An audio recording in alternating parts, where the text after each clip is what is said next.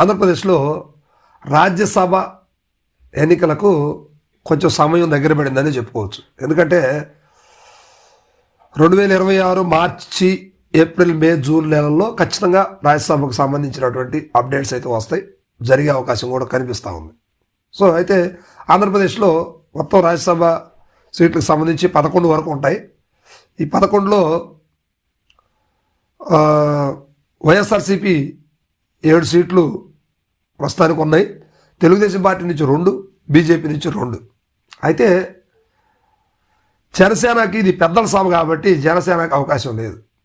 కానీ నెక్స్ట్ రానున్నటువంటి ఎన్నికల్లో జనసేనకు అవకాశం ఉండిద్దేమో వెయిట్ చేయాల్సిన పరిస్థితి ఉంది. మే టయానికి రాజ్యసభ 7 సీట్లు ఖాళీ అయ్యే అవకాశాలు ఉన్నాయి. సో ఇటీవల అంటే సంవత్సరం క్రితం రాజ్యసభ వచ్చినటువంటి సానా సతీష్ గారు కూడా ఇప్పుడు టైం అయిపోయింది, మళ్ళీ ఇంకో సంవత్సరం పొడిగించాలని ప్లాన్ అయితే జరుగుతూ ఉంది. అయితే ఇప్పుడు కూటమి అధికారంలో ఉంది కనుక కొంతమంది సీనియర్ నాయకులందరూ కూడా ఈ లిస్టులో వెయిట్ చేస్తున్న పరిస్థితులు ఉన్నాయి. ఒకసారి ఈ లిస్టులో మనం కొంతమందిని చూస్తే ఇప్పుడు తెలుగుదేశం ప్రభుత్వం కొంతమందికి అనుకూలంగాను మరి కొంతమందిని పక్కన పెట్టే దిశగా ఉంది. అయినప్పటికి కూడా రేసులో మేము ఉన్నామంటూ కొంతమంది అయితే ఇప్పుడు ఉన్నారు.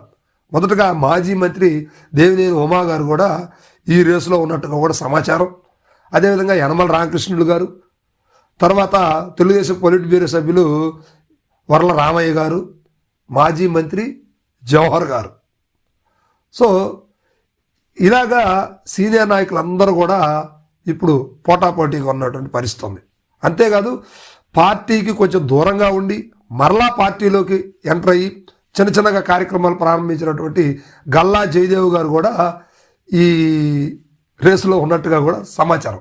సో ఇక మనం చూస్తే పిఠాపురం నుంచి వర్మ గారు కూడా, ఈయన సీటు యాక్చువల్గా ఈయనకి రావాల్సినటువంటి నాగేంద్రబాబు గారికి ఇచ్చారనేది అప్పట్లో వాదన వినిపించింది. ఆ తర్వాత అయితే ఇది పెద్దల సభ కాబట్టి జనసేనకి రాజ్యసభ లాస్ట్ టైం ఇవ్వలేకపోయారు.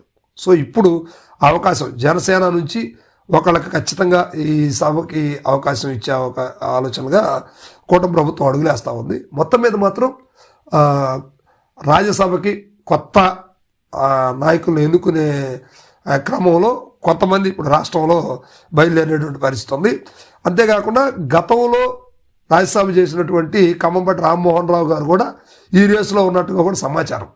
ఇక ఇంతే కాదు, ఇంకా కొంతమంది నాయకులు కూడా కూటమి నుంచి అంటే జనసేన, తెలుగుదేశం, బీజేపీ నుంచి కొత్త వ్యక్తులు కూడా ఈసారి బరిలో దిగే అవకాశం అయితే కనిపిస్తూ ఉంది.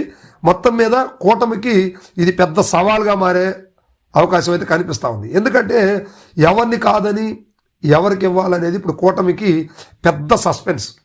ఎందుకంటే ఇది చాలా సున్నితమైనటువంటి విషయం కదా, పదవులతో కూడింది. సో అందువల్ల ఎవరికి ఇస్తారు ఏంటి అనేది ఇప్పుడు చాలా బాగా కూటమి ఆలోచన చేస్తూ ఉంది.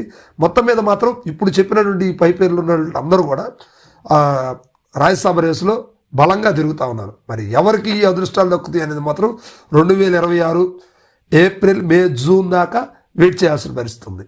Thank you.